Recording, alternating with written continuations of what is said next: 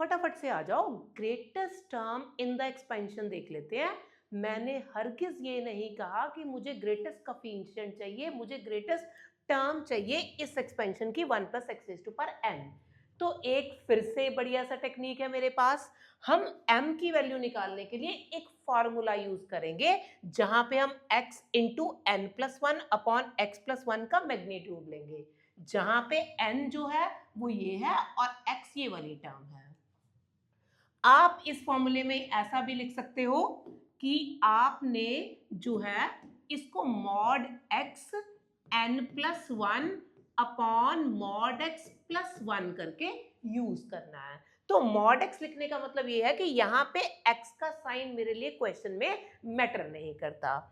तो मैं इसके लिए जो शॉर्टेस्ट टेक्निक है उसमें हम m फाइंड करते हैं।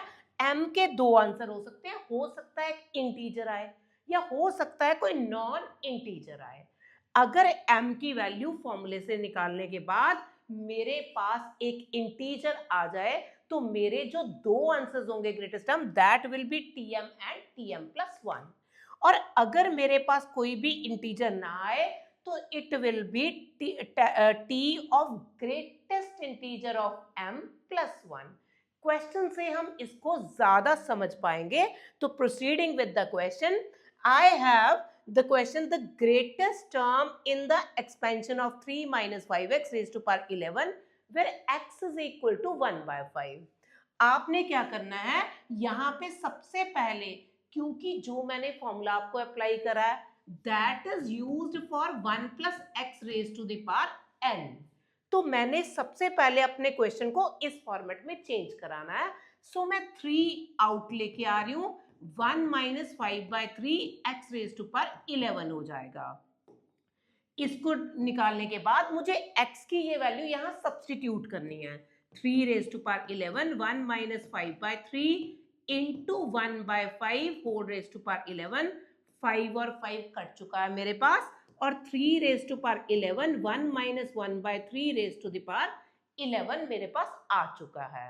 अब ये जो है this is n and this is x। जैसे कि मैंने आपको ऑलरेडी बता दिया कि मैं साइन को कंसीडर बिल्कुल नहीं करने वाली, तो मेरा m का फॉर्मूला बनेगा mod x that is 1/3 into n plus one, 11 plus one upon 1/3 plus one. ठीक है, ये फॉर्मूला हमने यही अप्लाई करा, mod x n plus one upon mod x plus one. मेरे पास ये 1/3 इंटू 12 ओवर 4/3 आ चुका है, गेट्स कैंसल 3, तो मेरा m का वैल्यू आ गया 3। क्योंकि 3 एक इंटीग्रल वैल्यू है तो इसका आंसर t3 और t3 plus one that is t4। आप इस टॉपिक को और इलेबोरेटेड वे से समझते हैं। मेरे पास ग्रेटेस्ट टर्म पूछी है 2 plus 3x raise to power 9 where x is equal to 3/2। सबसे पहले फिर से क्वेश्चन को उस फॉर्मेट में लेके आना, तो मुझे 2 रेज टू पावर 9 कॉमन करना पड़ेगा। यहाँ पे 3/2 raise to the power x whole power 9 आ जाएगा। अब मैं झटाझट से वैल्यू 3/2 सब्सटीट्यूट करूंगी। जैसे ही मैंने 3/2 सब्सटीट्यूट करी तो मेरे पास 9/4 आ गया।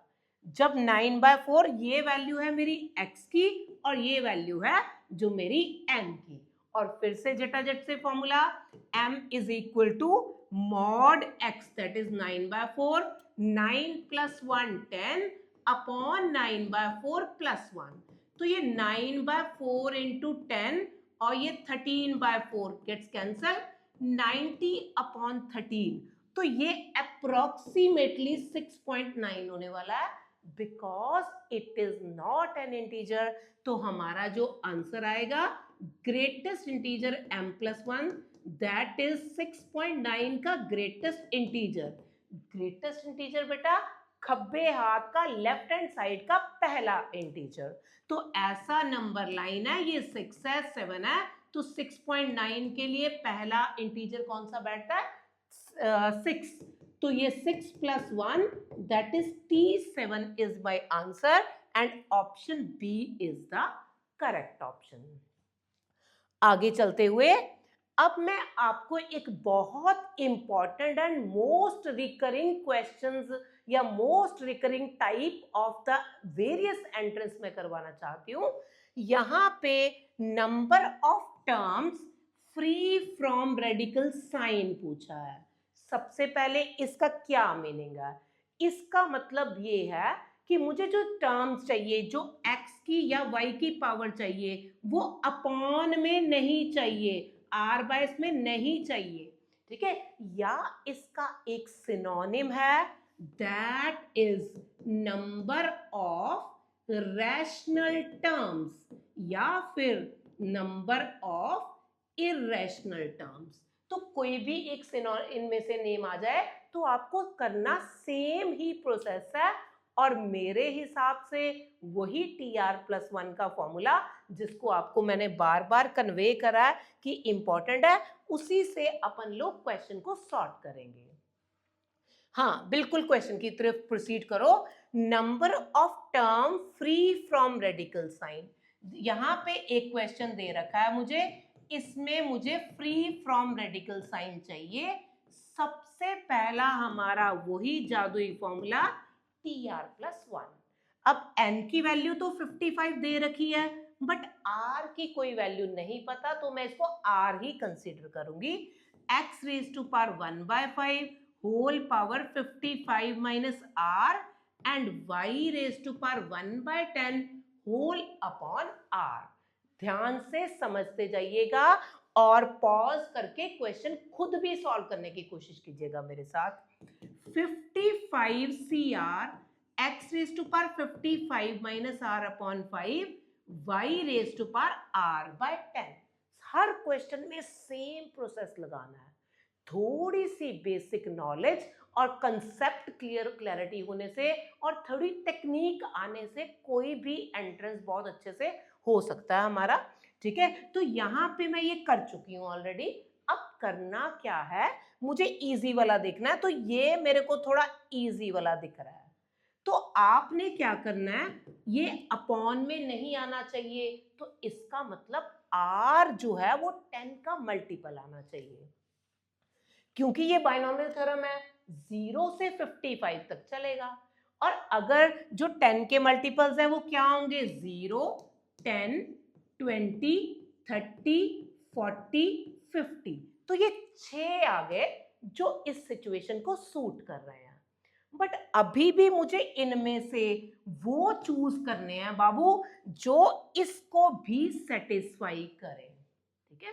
तो मैं अगर मतलब सेटिस्फाई करने का मतलब जब मैं r की ये डिफरेंट वैल्यूज डालूं तो ये कट जाए, है ना, ताकि मुझे कुछ रैशनल टाइप में क्वेश्चंस दिखे।